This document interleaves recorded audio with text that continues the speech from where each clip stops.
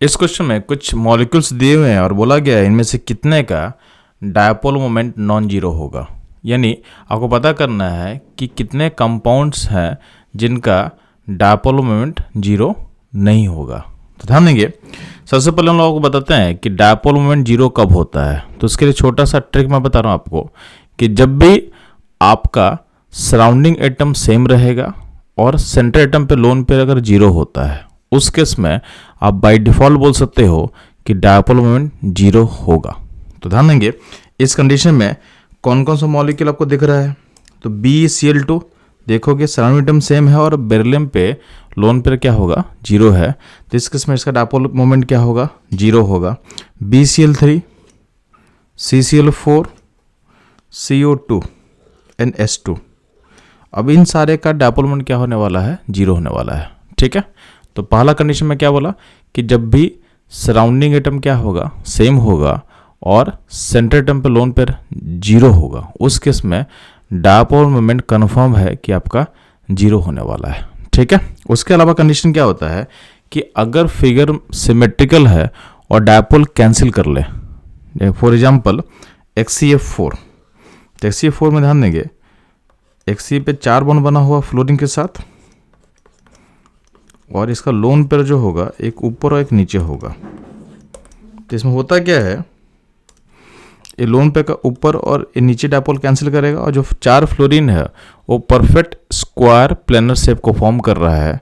तो इसमें इनका डायपोल आपस में कैंसिल करेगा, तो इसका पी नेट इसका भी क्या होगा, जीरो हो जाएगा।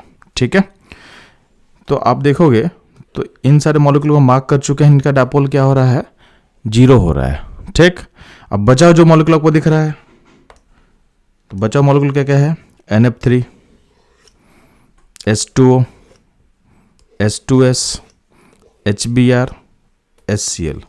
तो जिनको मैंने रेड कलर मार्क किया है इनका डायपोल क्या होगा, जीरो नहीं होगा। तो ये सारा क्या होगा, इनका नॉन जीरो डायपोल होने वाला है। ठीक है, तो इस क्वेश्चन का डिमांड क्या था कि इनका नॉन जीरो डायपोल होने वाला है। तो आपके पास नंबर कितना होगा, 1, 2, 3, 4 एंड 5। तो 5 ऐसे मॉलिक्यूल हैं जिनका डायपोल क्या होगा, नॉन जीरो है। ठीक है, अब इसको अगर आपको समझना है तो सिंपली ध्यान देंगे, जो NF3 है, तो NF3 जो है उसमें देखोगे 3 फ्लोरीन है और लोन पेयर है। तो इसमें क्या होता है, फ्लोरीन का डायपोल इधर है और लोन पेयर डायपोल अपवर्ड होता है। तो ये डायपोल क्या होता है, नेट कैंसिल आउट नहीं हो पाता है। नेक्स्ट अगर बात करते हैं आप वाटर का, NH2S का, तो वाटर H2 दोनों में क्या होता है, आपके पास O के साथ H है, यहाँ पे लोन पेयर है। H2S में भी ऐसा ही कुछ है, यहाँ पे H है और यहाँ पे लोन पेयर होता है। तो लोन पेयर का डायपोल जो होगा इधर की तरफ रहेगा और OH का डायपोल भी अपवर्ड ही रहेगा, तो ये भी डायपोल क्या होगा, नॉन जीरो होगा। यहाँ पे H2S में क्या है, यहाँ इनका डायपोल लोन पेयर का एक साइड रहेगा और H का भी डायपोल सल्फर की तरफ ही रहेगा, तो ये भी डायपोल कभी कैंसिल नहीं करेगा। अगर बात करते हैं हम लोग HCl HBr का, तो क्लोरीन पे 3 लोन पेयर है और H है, तो H का डायपोल टुवर्ड्स क्लोरीन रहेगा और लोन पेयर डायपोल भी क्लोरीन से अवे जाएगा, तो ये भी डायपोल नेट कभी कैंसिल नहीं करेगा। सेम होगा आपका HBr के केस में। ठीक है, तो लोन पेयर का डायपोल जो होगा ऊपर की तरफ रहेगा और जो H का डायपोल जो है BRH का, वो भी अपवर्ड ब्रोमीन की साइड रहेगा, तो ये भी कैंसिलेशन कभी करेगा नहीं। तो जो 5 मॉलिक्यूल जो दिख रहा है इनका डायपोल क्या होगा, इनका डायपोल क्या होगा, नॉन जीरो होगा।